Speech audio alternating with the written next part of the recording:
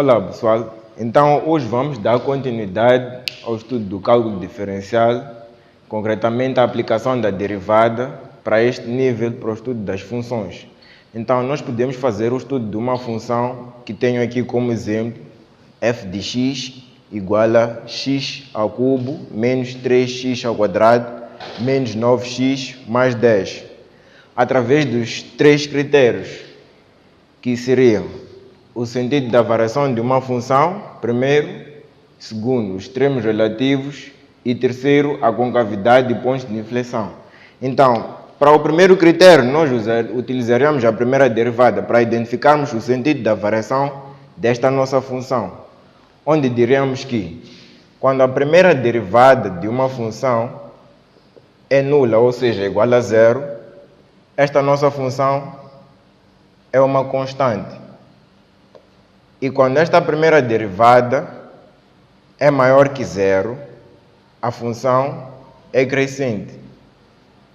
E o contrário, que seria esta nossa função, pela sua derivada sendo menor que zero, tornaria a mesma decrescente.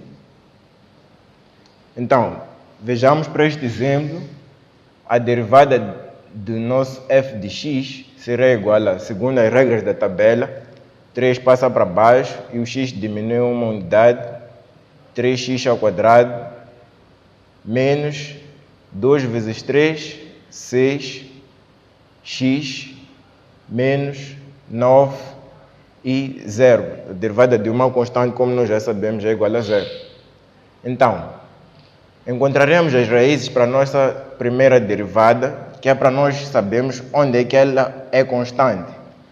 Onde é que seria a constante a nossa função, neste caso.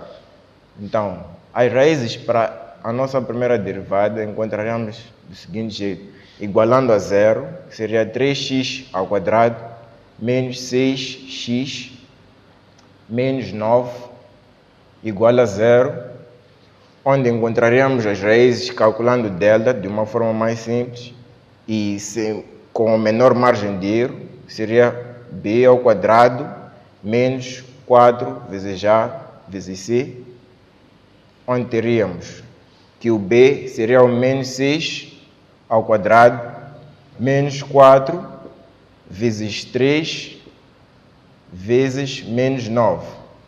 Então teríamos aqui menos 6 ao quadrado, 36 vezes menos 4 vezes 3 será igual a 12, vezes o menos 9, e aqui teríamos 36 mais 108, que nos daria 144. Então, fazendo a raiz do delta, teremos raiz de 144, que será igual a 12. Então, encontraremos o x1 e x2 através da seguinte equação. Menos b mais ou menos raiz de delta sobre 2 vezes a. Então, substituindo, teríamos menos 6, que seria igual a mais 6, mais ou menos 12 sobre 2 vezes a. O 2 vezes o 3 será igual a 6. E para o x1 teríamos menos 1, e para o x2 teríamos 3. Então, já tendo as raízes para a nossa primeira derivada, nós já podemos saber como é que a nossa função varia. Formamos aqui uma tabela que vai nos dar esse sentido da variação da nossa função.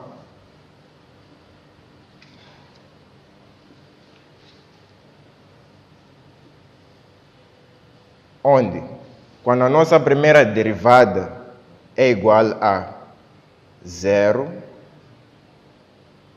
significa que temos uma das raízes que é o menos 1, e também quando é igual a 0, a outra raiz seria 3. Então, verificaríamos para esta nossa função quanto é igual quando substituído por menos 1.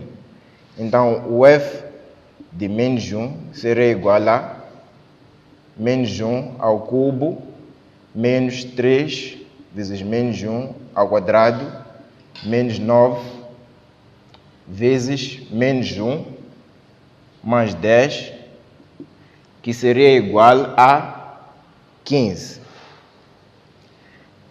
E para o f de 3, teríamos 3 ao cubo, pelo mesmo procedimento, menos 3 vezes 3 ao quadrado, menos 9 vezes 3 mais 10, que seria igual a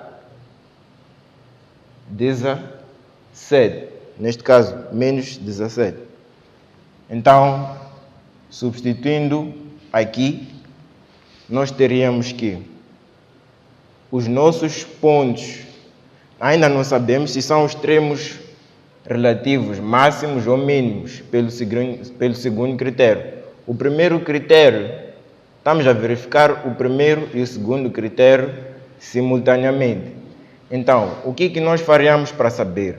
Nós encontraríamos o sinal da primeira derivada quando estaria antes do menos 1. Por exemplo, substituindo a nossa primeira derivada por menos 2, nós sabemos que a nossa primeira derivada terá sinal positivo.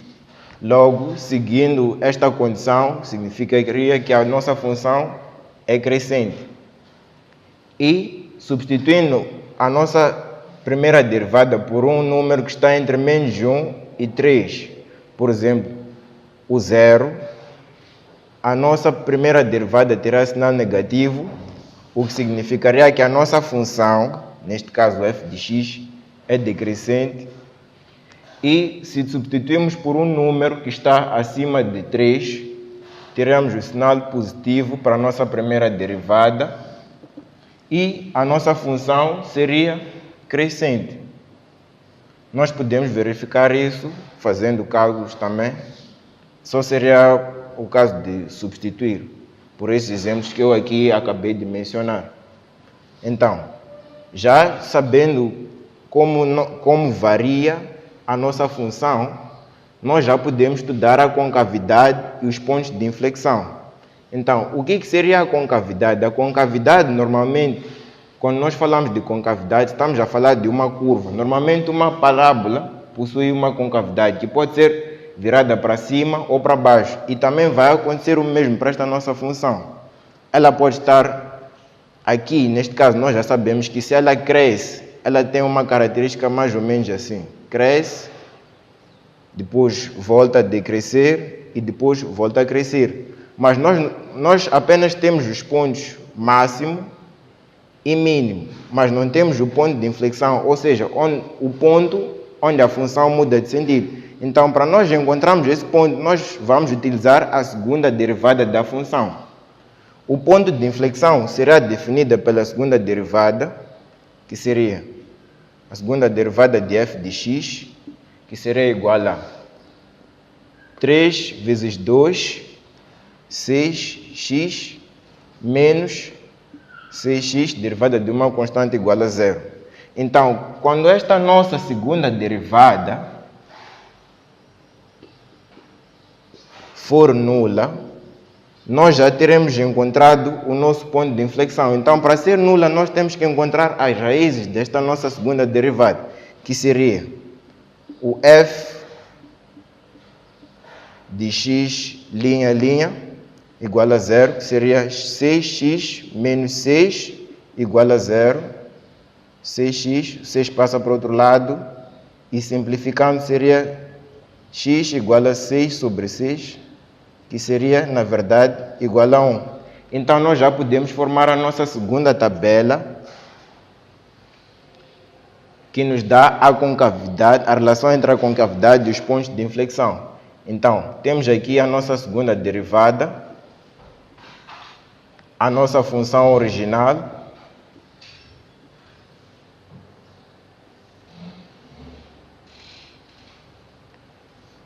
temos aqui o primeiro intervalo, onde nós teríamos o 1 para o x, e a nossa segunda derivada seria nula. E também queremos saber a nossa função, substituindo por 1, quanto é que daria. Então, substituindo na nossa função o f de 1, Neste caso seria 1 ao cubo menos 3 vezes 1 ao quadrado menos 9 vezes 1 mais 10, que seria igual a, neste caso, menos 1. Então, daqui teríamos que, quando temos um número antes do menos 1, significaria que a nossa segunda derivada terá sinal negativo.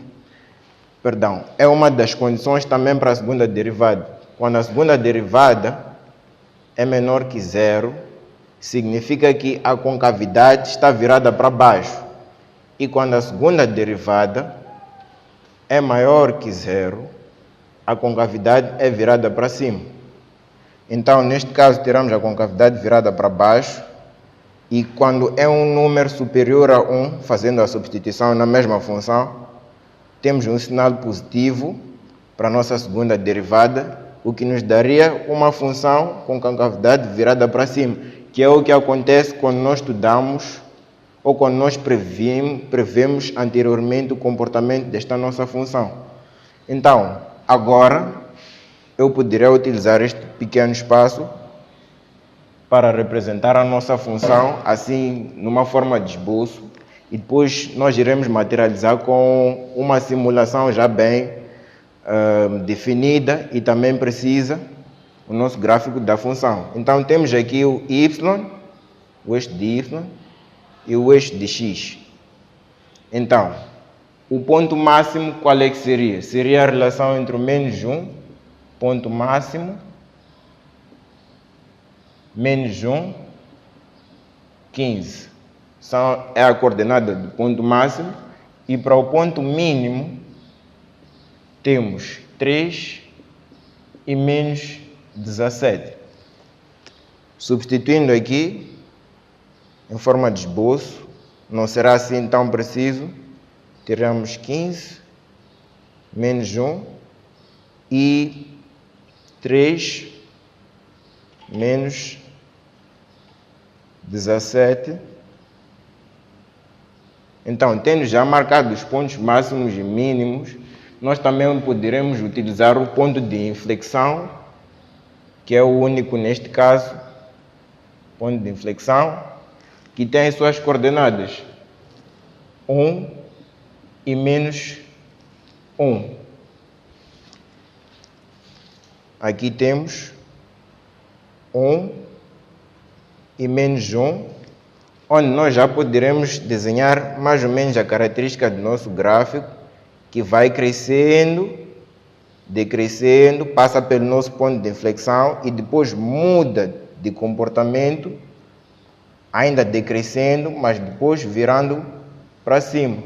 Onde aqui temos a nossa primeira concavidade virada para baixo e a segunda virada para cima. Então, aqui nós já estudamos a nossa função de forma genérica e fácil.